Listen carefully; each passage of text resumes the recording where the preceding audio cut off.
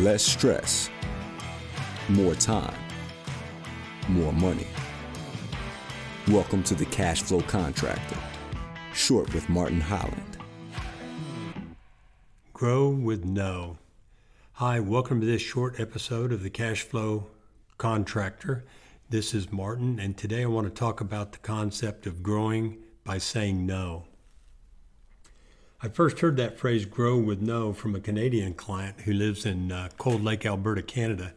If you don't know where that is and you're looking at a map of Alberta, it's as far north as you can go on the road. You can go left or right from there, but if you want to go up on the map, you need an airplane or a good pair of boots. But anyway, my client manufactures cabinets using an efficient system that he's developed over the years, and that moves projects from sales through design and production and finishing to final installation and billing. Highly specialized custom millwork projects don't fit that flow. He can do that kind of work. He's capable of it, but it disrupts his operations and his ability to serve his target market. He learned to say no to the wrong kind of work and developed that phrase, grow with no. Another man, Troy Hazard, in his book, Future-Proofing Your Business, describes his event where he learned to say no. He sent an email. He tells about the day he sent an email out to 60% of his clients telling them, and I quote here, "Our business model has changed and we can no longer do business with you." When he clicked send on that email, as he put it, and just like that, 60% of our clients were gone. But he was determined to replace the insufferable, slow-paying, time-wasting, complaint-making, call-you-at-home on the weekend clients that he didn't like with clients who paid on time, appreciated what he did, who would be loyal, and importantly, people with whom he liked and enjoyed working with. He had learned to say no to the wrong kind of people. So sometimes we're saying no to the wrong kind of people. But sometimes it's not the people who drag us down. Sometimes good people offer us the wrong kind of work. When work that doesn't fit our business model or that we don't fully understand or simply just don't want to do, we don't enjoy it. That's what caused my client. He said no to the wrong kind of work. Mr. Hazard was saying no to the wrong kind of people. But both of them, after they learned to say no, in Hazard's case, he says the morale of his company increased by 1,000%. And so did the profit the sales on his company, and the profit too. My Canadian client improved his margins by saying no from 25 to nearly 50%. And that just goes to prove that oftentimes less really is more. But I want to ask you, when you're driving around, maybe you're driving around in your pickup listening to this, can you identify with Hazard and my client's sentiments?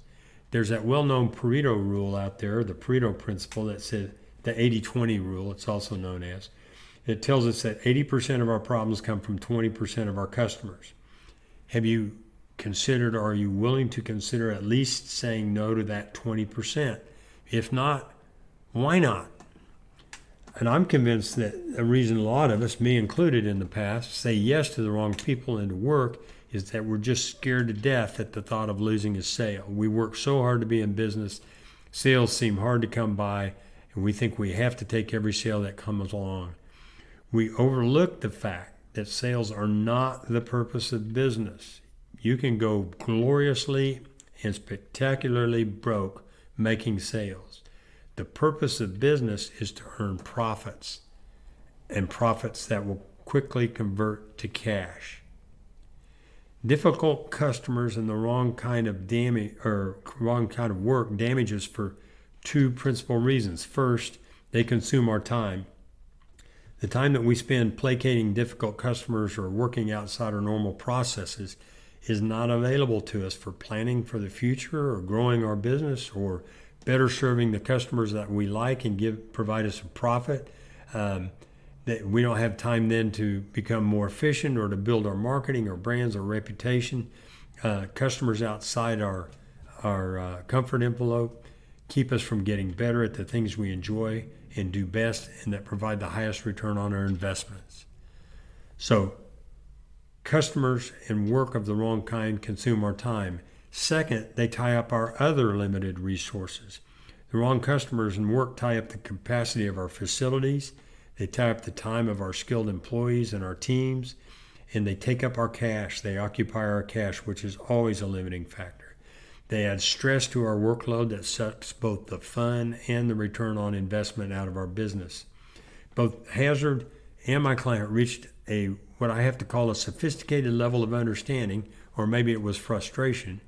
But anyway, they reached the point they decided to act. They decided to operate from a position of intent rather than fear. And both of them can tell you the date and time of that transformation. Well, what about you? Are you there yet?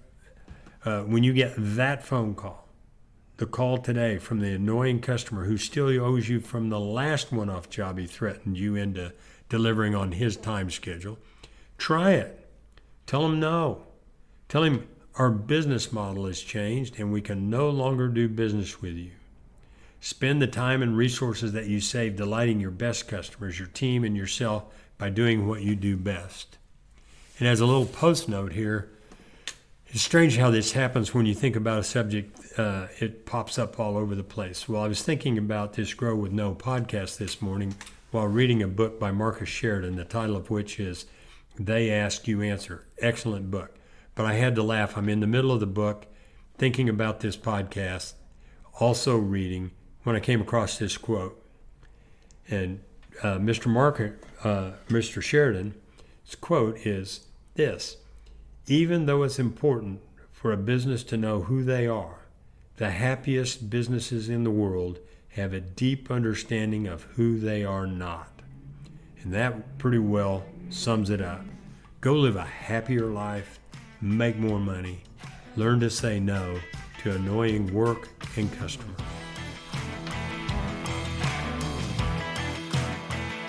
Thanks for listening to The Cash Flow Contractor. Check out our website in the show notes or visit thecashflowcontractor.com.